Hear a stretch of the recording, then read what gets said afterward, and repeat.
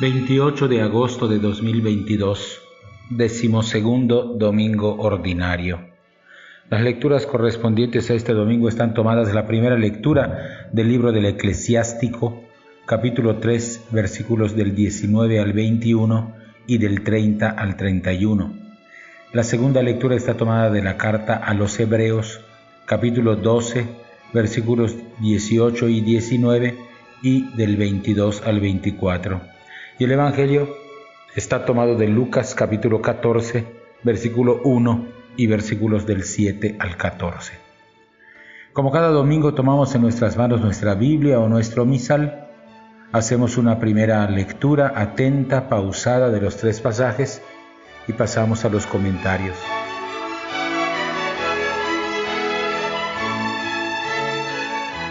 La primera lectura está tomada del libro del Eclesiástico capítulo 3, versículos 19 al 21 y 30 al 31.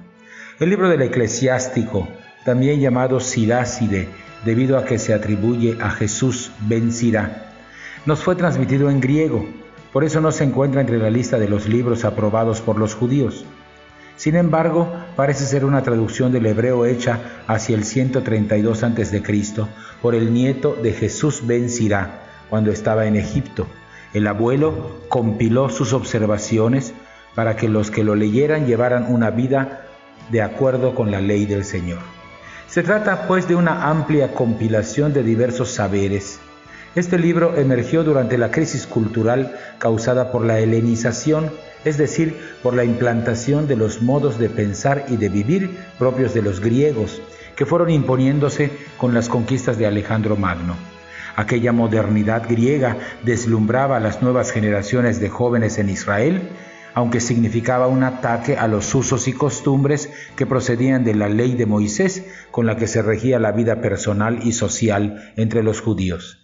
Así que en defensa de los valores patrios, el sabio echa manos de las tradiciones ancestrales para dar rumbo y firmeza al caminar en la vida, lo que se consigue cumpliendo los preceptos divinos y no por otras vías. Es de este marco cultural que viene la lectura que escuchamos. El sabio contrapone la humildad y el orgullo con sus respectivas consecuencias. La humildad es el modo propio de andar en la vida. Es contrario a la fama y al engreimiento que tanto buscan la gente inmadura, afanada en hacerse notar y ser tenida en importancia. La humildad está al alcance de todos, la riqueza no. Hay ricos avaros por los que el pueblo no tiene ni un respeto. Pero los hay también generosos, que saben ganarse el aprecio de los demás al ayudar con sus bienes a otros. El sabio aconseja buscarse el favor de Dios, pero por el camino de hacerse pequeño, humilde. La modestia como estilo de vida nace de la conciencia de vivir continuamente delante del Señor. No es que el sabio esté aconsejando victimizarse ni apocarse, sino nos invita a vivir con realismo, con la conciencia clara de quién es uno y con quién se trata, dar a las cosas su justa y su verdadera dimensión, sin engrandecerlas ni empequeñecerlas. Solamente Dios es grande y poderoso, y esto lo reconocen los humildes en su modo de vivir. El orgullo es lo opuesto a la prudencia. El orgullo es la búsqueda de afianzar la propia voluntad ante los demás e incluso sobre ellos.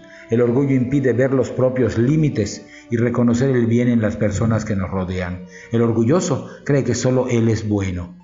Lo contrario sucede con alguien que es prudente, porque el prudente atiende la voz de sus semejantes. Escuchar nos hace sabios. Tiene como consecuencia modificar nuestra conducta, aprender para la vida. La sabiduría no consiste en acumular conocimientos, sino que consiste en vivir bien, en armonía con todos. Ahí tiene su lugar la escucha, el vivir atento a los demás.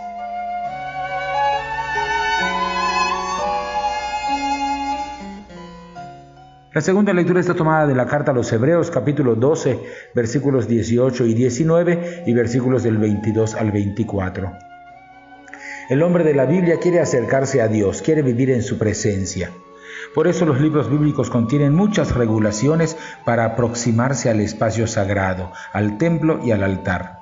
El autor coloca una comparación ante sus escuchas para que aprecien dónde están con respecto a Dios. La condición de los cristianos es comparada en nuestro texto con la del pueblo introducido en la alianza del Sinaí. Por eso se habla de acercarse a la montaña santa. Tiene un tinte litúrgico, pues había que cumplir con determinados requerimientos para aproximarse al santuario, a la casa de Dios, y así participar en el culto. El culto del Sinaí se reproducía en el templo de Jerusalén con sus figuras y sus ritos, pero todo ese acercamiento fue solamente material, apunta el autor de la carta a los Hebreos. Y todos tenemos claro que lo material no es lo óptimo ni lo definitivo. Las voces del Sinaí incluso aterrorizaron a los israelitas al punto de que no querían escucharlas más. En cambio, los cristianos han experimentado ahora un acercamiento a la Sión celeste. La comparación del autor hace ver que la actual realidad cristiana es infinitamente superior a la del pasado.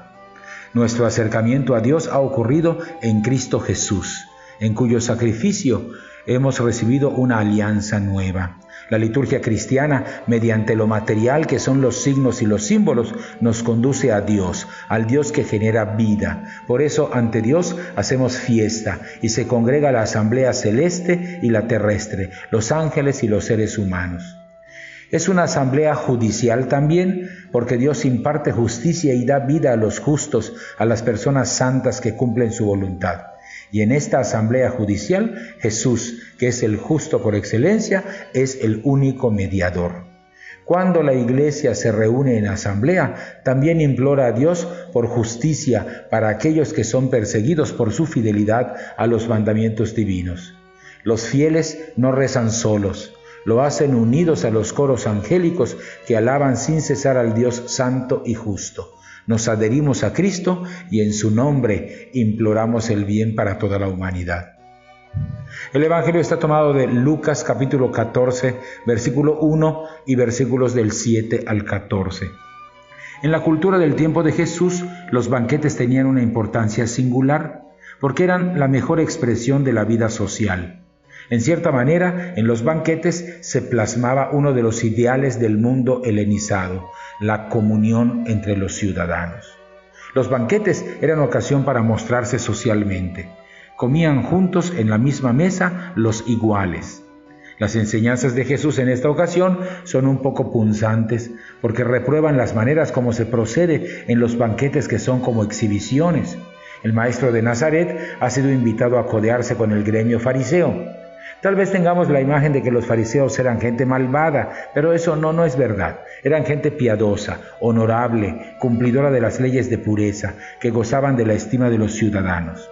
Pero en este banquete de santidad, la comunión verdadera brilla por su ausencia, porque los fariseos espían a Jesús, es decir, no se portan con él como amigos, sino como adversarios y competidores, no solo de Jesús, sino que compiten también los unos con los otros. Y mientras lo acechan, Jesús los sorprende, porque pone, digamos así, patas arriba sus modos de comportarse en el banquete. A esta gente buena, Jesús le recrimina su ansia de reconocimiento y su escasa solidaridad con los pobres y los menesterosos. Si la tradición siguió transmitiendo estas enseñanzas, es porque seguían siendo útiles en los medios cristianos, donde la Eucaristía es el banquete por excelencia. Y es que la búsqueda de honores puede llegar a ser enfermiza. Denota falta de conciencia de la propia identidad, pues considera a los demás inferiores. Esto no es cristiano. La identidad personal y social va aparejada con la humildad y la verdad. Los honores, si los hubiera, son meros aditamentos a la verdad de la vida. La comunión entre los comensales es lo fundamental en un banquete. Por eso Jesús propone el principio del reino de Dios. Solidarizarse con los excluidos, con aquellas personas que nunca son invitadas a los banquetes ni a nada que tenga que ver con el culto. Jesús quiere que en ellos se gaste el dinero. Algunos piensan que eso es como tirar el dinero, pero Jesús asegura, en cambio, que ese dinero dado a los pobres es como una especie de seguro de resurrección. Damos a los pobres y ellos nos reciben en la casa celestial. No hay ningún honor mayor que compartir nuestros bienes con los más necesitados. Hasta aquí los comentarios. Volvemos a tomar en nuestras manos nuestra Biblia o nuestro misal. Hacemos una segunda lectura pausada, atenta, esta vez en oración, y estamos ya listos para participar de la Eucaristía.